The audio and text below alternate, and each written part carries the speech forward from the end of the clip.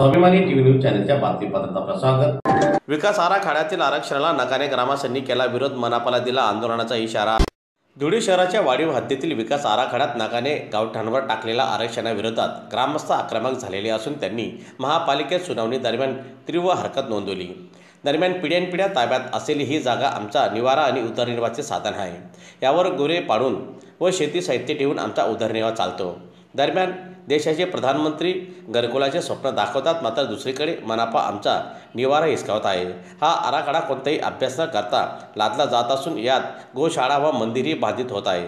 त्यामुळे हे आरक्षण रद्द न केल्यास गोरेढोरांसह कुटुंबियांसमेत धुळे महानगरपालिकेसमोर बेमुदत धरणे आंदोलन करू असा इशारा यावेळी ग्रामस्थांनी दिलेला असून त्या संदर्भात ग्रामस्थांनी मनपा प्रशासनाला निवेदनही दिले। नकाणे ग्रामस्थांच्या वतीने या ठिकाणी महाराष्ट्र प्रादेशिक नियोजन नगर रचना अधिनियम 1966-26 अन्वये धुळे वाढीव हद्द प्रारूप विकास योजनेवर संदर्भात त्यांनी रिझर्वेशन टाकलं होतं महानगरपालिकेच्या नगररचना विभागाच्या माध्यमाने आणि त्यानंतर त्यांनी हरकती मागितल्या। त्या हरकती आम्ही मागच्या सत्रामध्ये देण्यात आल्या। त्यानंतर परत सुनावणीसाठी आजची तारीख नकाणे गावासाठी नियोजित करण्यात आली होती व त्या अनुषंगाने समस्त नकाणे ग्रामस्थातल्या क्षेत्रामध्ये असलेल्या ज्यांच्या जागेवर आरक्षण टाकण्यात आले ते सगळे मंडळी या ठिकाणी हजर आहेत आणि त्यानुसार आम्ही सुनावणीसाठी या ठिकाणी एकत्रित आलो आहोत आणि आमचं महानगरपालिकेला, नगररचना विभागाला आणि प्रशासकांना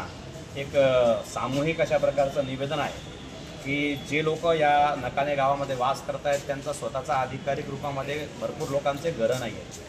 दुसरी गोष्ट, काही लोक ज्या ठिकाणी त्यांनी आरक्षण टाकलं आहे ते आरक्षण टाकल्या जागेवरती लोक रोजगाराच्या हिशोबाने पोट भरतात, कोणी गुरंढोरं पोसतात, काही शेतीविषयक व्यवस्था सामान त्या ठिकाणी ठेवतात। काही लोकांना गावामध्ये जागा कमी असल्या कारणास्तव त्यांच्या हिस्सेवाट्यामध्ये त्यांच्या मुलांच्या हिस्सेवाट्याच्या निमित्ताने त्यांना ती गावठाणाची जी शिल्लक जागा आहे ती त्यांना देण्यात आलेली आहे।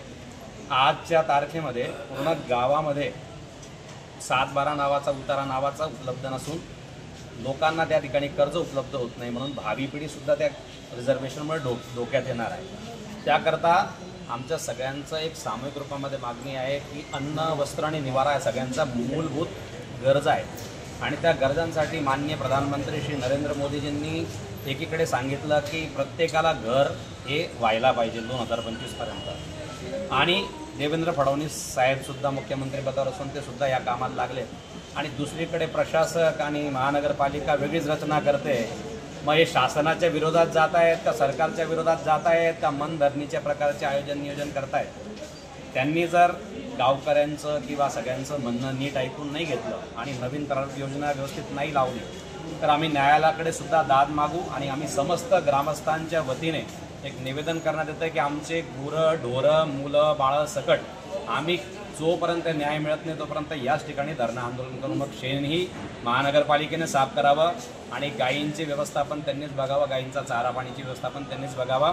त्या गावठाणाच्या व्यवस्थानिमित्तामध्ये त्याच्यामध्ये असलेले कामगार लोक आहेत किंवा अनेक लोकांचे रोजगार त्या ठिकाणी नेस्त नाबूद होत आहेत। गौशाळा, मंदिर हे सुद्धा धोक्यामध्ये रिझर्वेशनच्या याच्यात अंतर्गत आलेलं आहे। प्रारूप योजना ही अक्षरशः फोल ठरलेली आहे, त्यांनी अभ्यास न करता ही सगळी प्रारूप योजना बनवलेली आहे। त्याकरता अभ्यास करून त्यांनी नवीन शासनाकडे भरपूर जागा उपलब्ध आहे, त्यांनी त्या ठिकाणी ते शिफ्ट करावं।